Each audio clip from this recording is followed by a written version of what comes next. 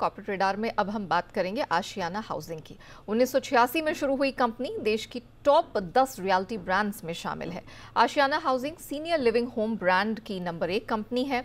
इसके अलावा kids centric home और प्रीमियम होम्स भी ये बनाते हैं। अब नतीजों की बात करें, सालाना आधार पर जो इनका घाटा है वो 5 करोड़ 80 लाख से घटकर अब 2 करोड़ के करीब आ गया है। हालांकि आय में 50% की वृद्धि दिखी है, 90 करोड़ के आसपास ये आ गई है। तो तिमाही नतीजों के लिए अहम ट्रिगर्स कौन से रहे हैं, कंपनी का आगे का आउटलुक कैसा है, इन सब पर हम बात करेंगे। और इन सब पर बात करने के लिए हमारे साथ कंपनी के whole time director Varun Gupta ji जुड़ चुके हैं। गुप्ता सर, गुड आफ्टरनून, बहुत स्वागत है आपका जी बिजनेस पे। सर, इससे पहले कि हम नतीजों का विश्लेषण करें और आपसे उसके बारे में जानकारी चाहें, पहले तो ओवरऑल रियल एस्टेट सेक्टर के बारे में इन जनरल हम बात करना चाह रहे थे, क्योंकि एक लंबे अंतराल जो था पैंडेमिक का, उसके बाद कंपनी को रिवाइव करने का मौका मिला है। लेकिन ठीक सामने हमने देखा कि ग्लोबल एनवायरनमेंट में देखें तो रेट हाइक्स हो रहे हैं। हमारे यहाँ भी सेंट्रल बैंक ने ब्याज दरों में वृद्धि की है, जो आगे और बढ़ती हुई ही दिखाई दे रही है। अब रियल एस्टेट को अगर देखें तो इसके मद्देनजर आपका क्या व्यू बन रहा है? Good afternoon. मेरे हिसाब से अभी रियल एस्टेट इंडस्ट्री, मैं बोल भी आ रहा हूँ थोड़े वक्त से कि लॉन्ग रन बुल साइकिल में है। मेरे हिसाब से अभी रियल एस्टेट इंडस्ट्री जनरली आगे अच्छा करेगी। इसका सबसे इम्पोर्टेंट रीजन मैंने पहले भी कहा था कि इंडस्ट्री सप्लाई कंस्ट्रेंड रही है। लास्ट लेट्स से 4-5 सालों में ओवरऑल लॉन्चेस बहुत कम रहे हैं। Sale have been better than launches, तो ओवरऑल इन्वेंट्री कम हुई है एंड उसका इम्पैक्ट आपको अब बढ़ते हुए प्राइसेस में दिख रहा है। दूसरी चीज, लोगों की सैलरी बढ़ी है ओवर द लास्ट 5-6 साल, जिसमें फ्लैट के दाम नहीं बढ़े थे। अब लास्ट 6 महीने साल भर में दाम बढ़े हैं, लेकिन तो लोगों की अफोर्डेबिलिटी भी इंप्रूव हुई थी और इंटरेस्ट रेट्स भी जो पीक इंटरेस्ट रेट्स है उससे काफी कम आए थे। बढ़ गए interest rates, but they are not back to those peak interest rates. और मेरा एक मानना है कि लास्ट 8-10 साल में इंडिया के इंटरेस्ट रेट स्ट्रक्चरली कम हो गए। We have a inflation targeting mechanism in place. तो ओवरऑल होम लोन रेट्स मेरे को अब बहुत बढ़ते हुए नहीं दिख रहे हैं। I think they have reached peak in this cycle and मेरे को अभी भी I think the bull cycle in real estate will continue for a bit. तो क्या आप प्री पैंडेमिक डिमांड देख रहे हैं या वो भी बढ़ती हुई दिख रही है? ये सवाल मैं इसलिए पूछ रही हूँ क्योंकि दुनिया भर में जो मंदी का साया मंडरा रहा है, बहुत से हम देख रहे हैं एरियाज में छटनी भी हो रही है, people are losing their jobs. तो उस फ्रंट से आपने कहा सप्लाई का कॉन्स्ट्रेंट है, रेट ज्यादा बढ़ेंगी नहीं, लेकिन डिमांड क्या उसी रफ्तार से आएंगी जो से पहले दिख रही थी? अब इस साल तो आई बिलीव हम 2015 के डिमांड लेवल्स पे ऑलरेडी पहुंच गए, as per some research reports that I also read. मेरे हिसाब से demand will continue to be good ma'am, because again जिस तरीके की लोगों की सैलरी बढ़ी है 5-6 साल में और अपार्टमेंट प्राइसेस स्टेबल रहे, लोगों की अफोर्डेबिलिटी इंप्रूव कर गई है।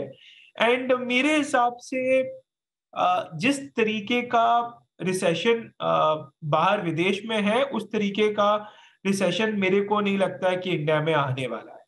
बहुत अच्छी बात है जी।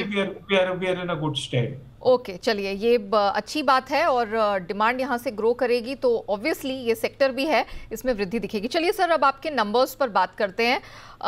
हम जब नंबर्स को थोड़ा एनालाइज कर रहे थे, देखा कि टॉप लाइन में यहाँ वृद्धि दिखी है, लेकिन जब हम ऑपरेटिंग फ्रंट पर देखते हैं तो कुछ नुकसान हमने यहाँ बनते हुए देखे हैं। क्या कारण रहा है इसका? मैम, ऐसा है कि हमारे प्रोजेक्ट्स जैसे जैसे डिलीवर होते हैं तब उनका रेवेन्यू रिकग्निशन होता है। तो जैसे जैसे Q1 में a little higher margin project got delivered, Ashiana Nirmay in Bhiwadi.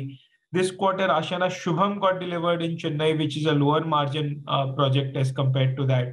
So अभी थोड़ा सा we are not having also secular project deliveries overall because delivery cycles 2-3 साल रहते हैं। तो अब I think next second half of this financial year हमारे deliveries और ज्यादा आएंगी, अक्रॉस 2-3 लोकेशंस आएंगी। तो उसके कारण I think things will be better in terms of reported profits and revenues. But more than that, लेकिन इस साल हम प्री सेल्स में हम एम कर रहे हैं कि हम 1100 करोड़ का प्री सेल करें इस साल, इस फाइनेंशियल ईयर में। और हमने पिछले साल 570 करा था, तो नियरली डबल करने की बात हो रही है प्री सेल्स। एंड इस समय company is on track to meet that 1100 number. कह रहे हैं कि ये तो 1100 करोड़ के प्री सेल्स की इस वित्त वर्ष 2023 की आप बात कर रहे हैं, ये इसमें नए प्रोजेक्ट्स हैं या अपकमिंग प्रोजेक्ट्स भी हैं जिनको आप इंक्लूड करके बात कर रहे हैं? मैम, इसमें 5 नए प्रोजेक्ट लॉन्चेस बिल्ट इन है for this financial year. Okay. उसमें एक प्रोजेक्ट लॉन्च हमारा सितंबर में ही हो गया था, सितंबर क्वार्टर में पुणे में जो रिपोर्ट हो गया। एक हमने अक्टूबर में गुड़गांव में किया, जिसके हमने रिजल्ट्स बहुत अच्छे आए थे, which we have already share. और भिवाड़ी में एक प्रोजेक्ट अभी लॉन्च के है, तो we should be able to conclude that launch in a week in senior living in Bhiwadi, and we have 2 more launches planned.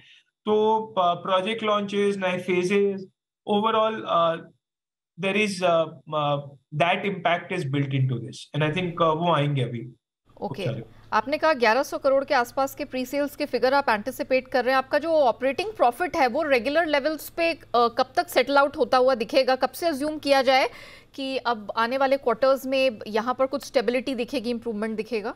Ma'am, हमारे बिजनेस में थोड़ा quarterly stability in reported profits expect करना थोड़ा मेरे हिसाब से प्रॉब्लमैटिक है, क्योंकि वो बहुत डिलीवरीज हैं। डिलीवरीज हमारे 15-20 दिन, 1 महीना भी डिले हो गई, 2 महीना डिले हो गए किसी कारण से, तो एक क्वार्टर से एक क्वार्टर शिफ्ट हो जाता है। And then some deliveries get bunched up when we are getting launches, कि इस एक साथ लॉन्च हुए तो वो एक साथ 3 साल बाद शायद डिलीवर हो। तो क्वार्टरली प्रॉफिट्स को मैं उतना, मेरे हिसाब से रियल एस्टेट बिजनेस में मायने नहीं रखना चाहिए। दैट सेड, अगले 2 क्वार्टर्स हमारे अच्छे रहेंगे in terms of deliveries and profitability, and hopefully we are hitting a good run, so annual profits should start becoming good in general going forward. अच्छा। हमने देखा ये जो दूसरी तिमाही रही है वित्त वर्ष 2023 की, इसमें रियलाइजेशन प्राइसेस में इंप्रूवमेंट दिखा। अगर हम कंपेयर करें यहाँ पर, तो 4,557 रुपए प्रति स्क्वायर फुट से बढ़कर ये 4,900 आई थिंक प्रति स्क्वायर फुट के पार रहा है।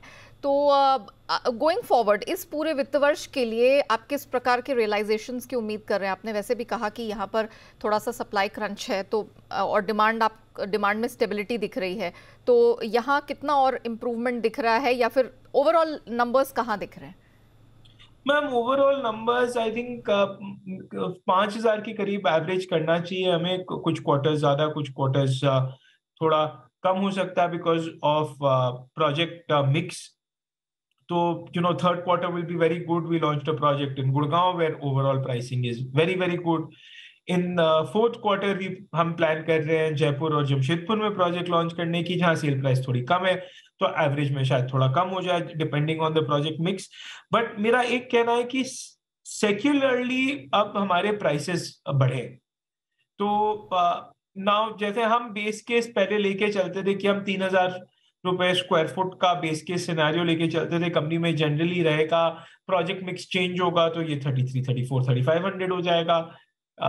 बट जनरली वो रेंज था। वो रेंज अब मेरे हिसाब से 3,000 हैज बिकम अ 4,000 बेंचमार्क। और जैसे जैसे प्रोजेक्ट मिक्स चेंज होंगे और प्रोजेक्ट्स आएंगे, this will we sometimes you'll achieve 4,500, sometimes you'll achieve 5,000, but overall, and prices are increasing across projects as well. So 2-3 things are at play, and I think मैं overall pricing के लिए excited हूँ। Okay okay, great. आपने बताया कि आपने 4-5 projects का जिक्र किया जिसको लेके आप काफ़ी ऑप्टिमिस्टिक है। आपका शायद एक प्रोजेक्ट है आशियाना मल्हार इन पुणे, जिसका आपने जिक्र भी किया अंडर होम कैटेगरी में। अभी कैसा रिस्पांस रहा है, और ओवरऑल इस वित्त वर्ष के लिए ओवरऑल गाइडेंस आप इस एरिया से कैसे देंगे for the area which is booked? Ma'am, मैं स्पेसिफिक प्रोजेक्ट का वैसे गाइडेंस तो नहीं देना चाहूंगा, but overall I would say कि हम आशियाना मल्हार के लॉन्च से काफी satisfied है. It's as per our expectations, and after launch also monthly वहाँ sales आ रही हैं, visits हो रहे हैं. Overall we are very happy with how things are going. और पुणे में हमारा पहला प्रोजेक्ट था without an existing brand name in the city we have launched. So we are very happy overall how things are progressing there. Mister Gupta, अब आपके projects के बारे में तो बात की, बट वी नो कि जो कंपनी है वो लैंड खरीदती है, रेजिडेंशियल प्रोजेक्ट्स बनाती है और फिर कस्टमर्स को बेचती है। मुझे बताइए सर, आपका अभी लैंड बैंक है, वो कितना है और उससे रेवेन्यू प्रोजेक्शंस किस प्रकार के बनते दिख रहे हैं? ऑल्सो आपने कहा कि पुणे में आपने पहला प्रोजेक्ट जो आशियाना मल्हार है उसके साथ शुरुआत की है। क्या दूसरे मार्केट्स भी हैं जिसमें आप अपने आप को अपनी पहुंच बढ़ाने की कोशिश कर रहे हैं अभी? मैम, दो चीज, करीब हमारे पास 2 करोड़ स्क्वायर फुट है, whether under construction, future projects और लैंड बैंक मिला के। उसमें करीब 50-1 लाख स्क्वायर फुट ऐसा है जो भी थोड़ा या तो लिटिगेशन में है या थोड़ा सा स्ट्रक्चरल डिफिकल्टीज उनको लॉन्च करने में, तो उसको छोड़ के करीब हमारे पास 1.5 करोड़ स्क्वायर फुट है। एंड आज के दिन, as I said, now going forward, आपने एवरेज में 5-1 हजार रुपए का रेट अपने लेके चल सकते हैं। तो मेरे हिसाब से across this we have a 7,000 crore revenue के लगभग का 6,500-7 हजार करोड़ के रेवेन्यू का land bank available with the company which will come in over various years in terms of delivery. And for in terms of new cities, अभी पुणे के बाद we just want to also strengthen our hold on Chennai a little bit more. हमने वहाँ 2 नए projects लिए हैं for senior living. I think Chennai में हमें और projects और depth और scale बढ़ाना है. I think it's a good market for senior living. And हमारा पहला project वहाँ has been also very well appreciated by the market. Same time हम गुड़गांव में we have launched a new project, and Gurgaon को भी हम थोड़ा और बड़ा करना चाहेंगे and make it a larger thing. So instead of नई सिटीज खोलने के लिए अभी फोकस रहेगा कि हम गुड़गांव, पुणे और चेन्नई को कैसे बड़ा करें। Okay mister Gupta, thank you so much sir, हमारे साथ जुड़ने के लिए, ना सिर्फ नंबर्स पर बात करने के लिए बल्कि कंपनी के आगे के प्लान्स का भी एक पर्सपेक्टिव, उसकी एक झलक दर्शकों के सामने रखने के लिए आपको बहुत बहुत धन्यवाद। Thank you. इसी के साथ कॉर्पोरेट रेडार को हम यही रैप अप करते हैं। वक्त हुआ एक छोटे से ब्रेक का, खबरों का सिलसिला जारी रहेगा, आप बने रहिए हमारे